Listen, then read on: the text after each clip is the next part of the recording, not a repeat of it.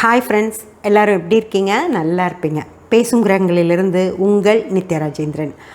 Friends, எனக்கு ஒரு comment வந்திருந்தது. அதாவது கலசம் வைத்து வழிபாடு செய்ய வேண்டுமா அப்படின்னு சொல்லி, அதாவது வீட்டில் கலசம் வச்சு வழிபாடு செய்யணுமா, அதே மாதிரி தொழில் செய்யக்கூடிய இடங்களில் கலசம் வச்சு வழிபாடு செய்யணுமா அப்படின்னு சொல்லி ஒரு கமெண்ட் கேட்டிருந்தாங்க ஃப்ரெண்ட்ஸ். இது யார் சொன்னாங்கன்னு தெரில உங்களுக்கு, கலசம் வச்சு வழிபாடு செய்யணும் அப்படின்னு சொல்லிட்டு. அப்படி ஒன்றும் செய்ய தேவையில்லைம்மா, ஓகேங்களா? ஃபஸ்ட்டு அது சொல்லிடுறேன். முதல்ல கலசம் அப்படின்னா என்னன்னு தெரிஞ்சுக்கோங்க. கலசம் அப்படின்னு சொல்கிறதே கடவுள், அதாவது இந்த கணபதி ஹோமம், சுதர்சன ஹோமம் அப்படியெல்லாம் சொல்லுவோம் இல்லைங்களா? அந்த ஓமமெல்லாம் செய்யறதுக்கு கடவுள் அப்படின்னு சொல்லி, இப்போது நம்ம வீட்டில் இருக்கிற படங்கள் நம்ம ரெகுலராக கும்பிட்டுக்கிட்டு இருக்கோம். அந்த படங்கள்லாம் ஒரு மாதிரி இருக்கும், ஓகேங்களா? அது அந்த சாமி ரூமில் இருக்கும். ஆனால் நம்ம அந்த ஓமம் செய்யறதுக்குன்னு சொல்லிட்டு அங்கே கடவுளை வைக்கிறது, அதுதான் கலசம் அப்படின்னு சொல்லி சொல்கிறது. அந்த கலசம் அப்படின்னாலே என்னென்னா, அது சாமியாக அதை நினச்சி நம்ம அதுக்கு தான் எல்லா அபிஷேகங்களும் செய்கிறோம் இல்லைங்களா? அதாவது குங்குமம் போடுறது, சாமியாக வச்சுருவோம், அதை தான் நம்ம கும்பிடுறோம். முதல்லலாம் அதுதான் ஃப்ரெண்ட்ஸ் இருந்துச்சு, கலசம் வச்சு தான் கும்பிட்டுட்டு இருந்தாங்க கடவுள் அப்படின்னு சொல்லி. அதுக்கப்புறம் என்ன வந்துச்சுன்னா, அந்த தேங்காய் மேலே முகம் வைப்பாங்க. நீங்கள் இந்த வரலட்சுமி கும்பிடுறவங்களெல்லாம் பார்த்துருப்பீங்க, கலசம் வச்சு முகம் வச்சுருப்பாங்க. அதுக்கப்புறம் என்ன பண்ணாங்க, கொஞ்சம் கொஞ்சமாக வரலட்சுமின்னு சொல்லி புடவை கட்டி, அப்புறம் பூ, அந்த ஜடை, அந்த அலங்காரங்கள்லாம் கொண்டு அதுக்கப்புறம் கையெல்லாம், கலசத்துக்கு முதல்ல கையெல்லாம் இருக்காது, அதுக்கப்புறம் கையெல்லாம் வந்துருச்சு. நல்லா இருக்குது, கடவுள் அது அழகாக கடவுள் மாதிரியே இருக்கும், ஒரு அழகு அம்மா தேவதை மாதிரி உட்கார்ந்துருப்பாங்க. அந்த மாதிரி இப்படி 2 கை வந்துருச்சு, அப்புறம் இப்படி 2 கை வந்துருச்சு, அந்த மாதிரி 4 கைகள் இருக்கும். அந்த ஜடை போட்டு அதுக்கு ஜடைக்கெல்லாம் அலங்காரம் பண்ணி இப்படி முன்னாடியும் போட்டிருப்பாங்க. அந்த மாதிரி ஒரு அம்மன் தாயாகவே அவங்க கண்ணுக்கு தெரிவாங்க. அந்த மாதிரி கலசத்தையே அப்படி டெக்கரேட் பண்ண ஆரம்பிச்சிட்டாங்க. அப்போது கலசம் அப்படின்னா என்ன, அது தாயார், வரலட்சுமி தாயார். ஆக்சுவலாக உண்மையிலும் கலசம் அப்படின்னா லிங்கத்துடைய மறுவடிவம், ஓகேங்களா? லிங்கம் அப்படின்றது அப்படியே எப்படி முழுமையாக இருக்கும். அது ஐயன். அம்மா எப்படி இருப்பாங்க உங்களுக்கு, அவங்க அழகாக இப்படி வடிவம் இருக்கும் இல்லையா? அவங்க உடம்புல பெண்கள் எப்படி இருக்காங்க, வடிவாக இருக்காங்களா? ஆண்கள் அப்படி இருக்க மாட்டாங்கள்ல.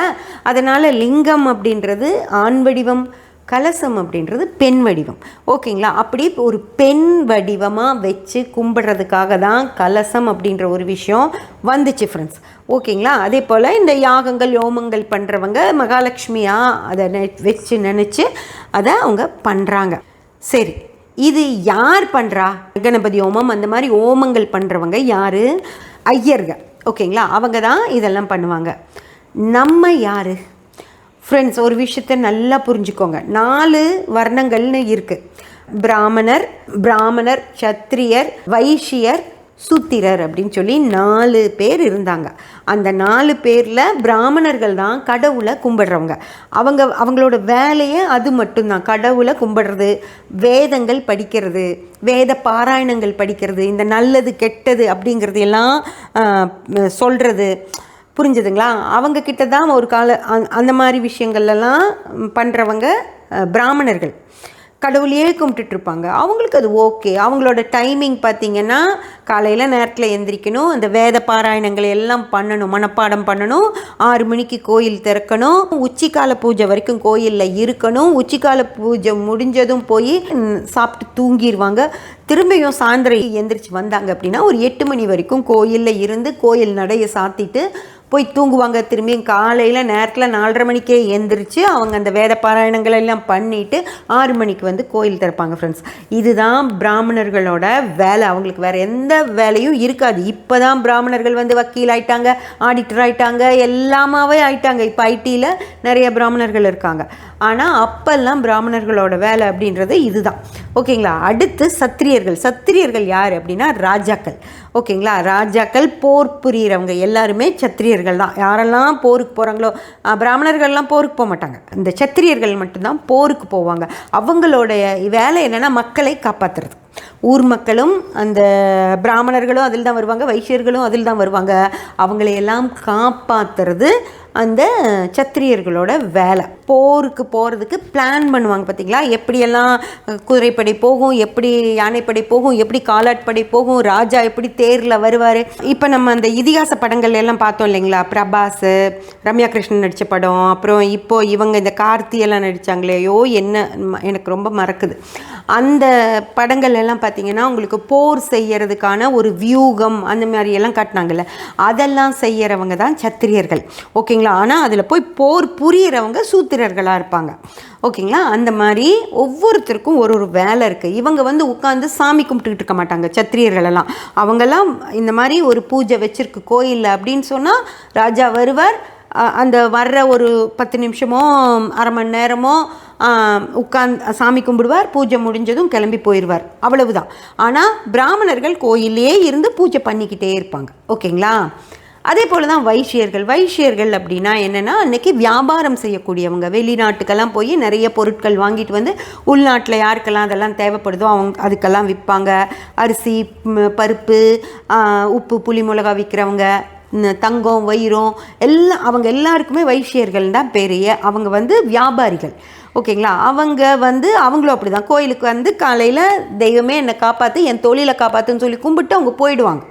ஓகேங்களா. அவங்க யாருமே கோயிலில் உட்காந்துக்கிட்டு கும்பிட்டுக்கிட்டே இருக்க மாட்டாங்க, போயிடுவாங்க. அதே போல் சூத்திரர்கள் இந்த காலத்தில் அப்படி ஒரு இனம் கிடையாது. இப்போ எல்லாரும் எல்லாம் பண்ணுறாங்க. அது எங்கெங்கேயோ சில இடங்களில் பிரச்சனைகள் இருக்கா, அது வேண்டாம் நமக்கு, அதெல்லாம் நம்ம பார்க்கல.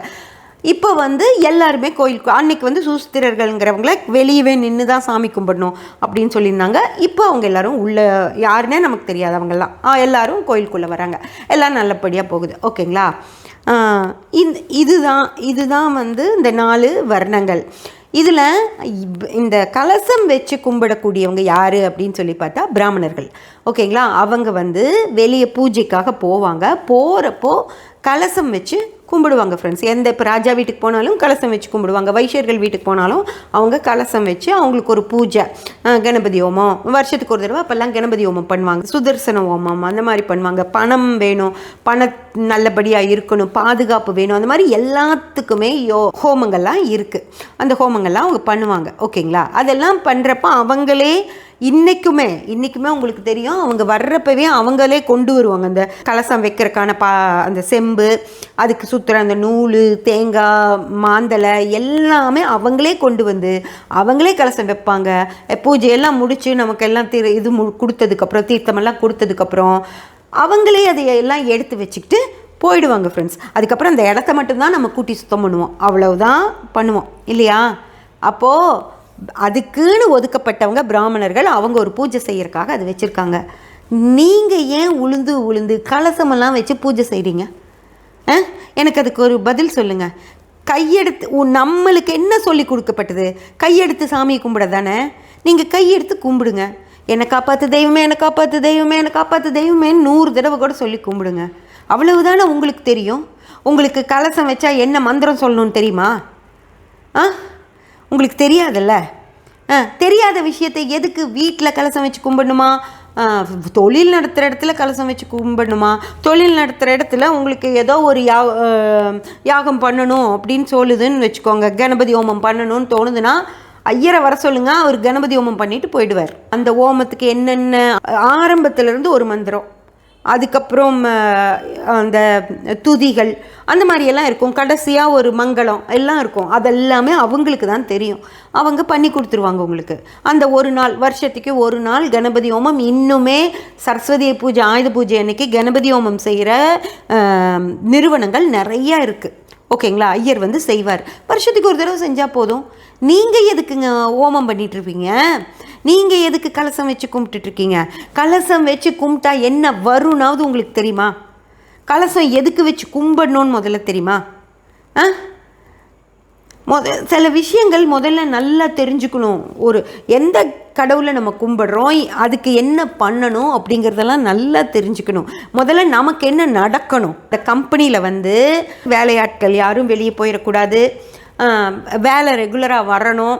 ஓகேங்களா? அந்த மாதிரி தானே ஒரு தொழில் நிறுவனம் இருக்கும். தொழில் நிறுவனத்தை நடத்தக்கூடிய அந்த ஓனர் இருப்பார் இல்லையா, முதலாளி, அவரோட ஜாதகத்தில் 6ஆம் பாவ அதிபதி யாருன்னு பார்க்கணும். அந்த 6ஆம் பாவ அதிபதி தான் நீங்கள் தூண்டி விடணும். அதுக்கான ஹோமங்களும் அதுக்கான யாகங்களும் தான் நடத்தணும். புரிஞ்சுதுங்களா? அதை விட்டுட்டு நீங்கள் பொத்தம்பொதுவாக கணபதி ஹோமம் அப்படின்னு நடத்த தேவையில்லை. கணபதி உங்களுக்கு அவர் ஜாதகத்தில் விநாயகர் அவருக்கு சந்தோஷத்தை கொடுக்குற இடத்துல இருந்தார் அப்படின்னு வச்சுக்கோங்க. அவருக்கு நீங்கள் ஹோமம் பண்ணால் சந்தோஷம்தான் கிடைக்கும். புரிஞ்சுதுங்களா? குழந்தைய கொடுக்குற இடத்துல இருந்தார் அப்படின்னா குழந்தை தான் கிடைக்கும். பண வரவு வராது. வேலையாட்கள் அங்கே நிற்க மாட்டாங்க. ஆர்டர்ஸ் குவியாது.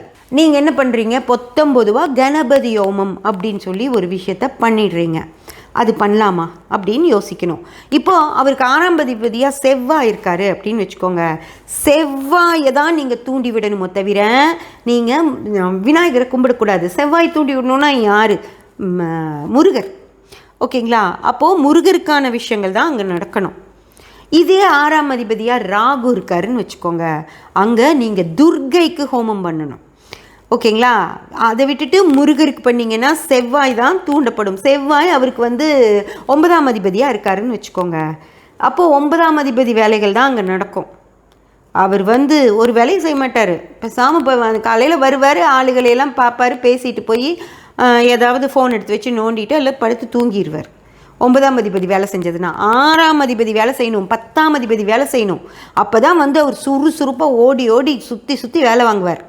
புரிஞ்சுதுங்களா? அதை விட்டுட்டு அங்கே நீங்கள் கணபதி ஹோமம் செஞ்சீங்க அப்படின்னா ராகு தூண்டப்பட வேண்டிய இடத்துல நீங்கள் கேதுவை தூண்டி விட்டு கேதுவுடைய அதிதேவதை விநாயகரோட ஹோமத்தை பண்ணீங்க அப்படின்னா கேது தான் அங்கே தூண்டப்படும். கேது தூண்டுச்சு அப்படின்னா 3ஆம் பாவ அதிபதியாக கேது இருக்கார் அப்படின்னா அவர் சிந்திச்சுட்டே உட்காந்துருப்பார்.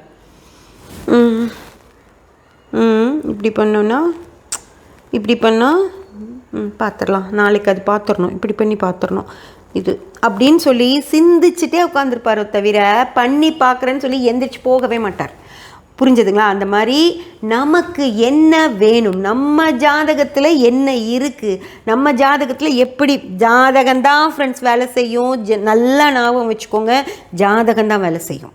புரிஞ்சதுங்களா? நீங்கள் கடவுள் வேலை செய்வார். கடவுள் தான் வேலை செய்வார். கடவுள் எப்படி உங்களுக்கு வேலை செய்வார்? உங்கள் ஜாதக ரீதியாக வேலை செய்வார். புரிஞ்சதுங்களா? நீங்கள் 3ஆம் அதிபதி கேது அப்படின்னா கணபதி ஹோமம் பண்ணிங்கன்னா கேது தூண்டப்பட்டு 3ஆம் அதிபதி தான் அங்கே வேலை செய்வார். 6ஆம் அதிபதி வேலை செய்ய மாட்டார். உங்களுக்கு பணம் கொடுக்குறவங்க 2, 6, 10ஆம் பாவங்கள்.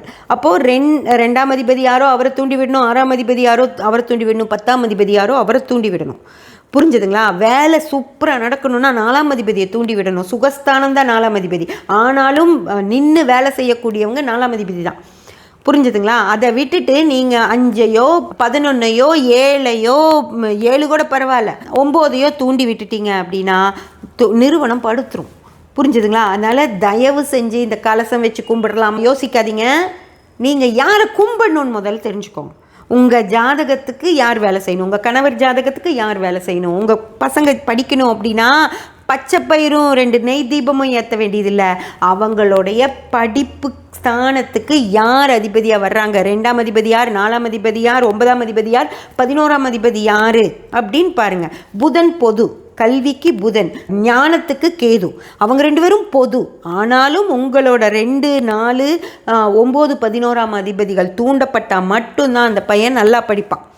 அதை விட்டுட்டு என் பையனுக்கு படிப்புக்கு பரிகாரம் சொல்லுங்கன்னா படிப்புக்கு பரிகாரம் நான் சொல்லவா? புதனை தூண்டி கூட சொல்லி பச்சை பயிரும் நெய் தீபமும் போடுன்னு 9ஆம் அதிபதியாக புதன் வந்தாருன்னா அவ்வளவுதான், அவன் சுத்தமாக படிக்க மாட்டான்.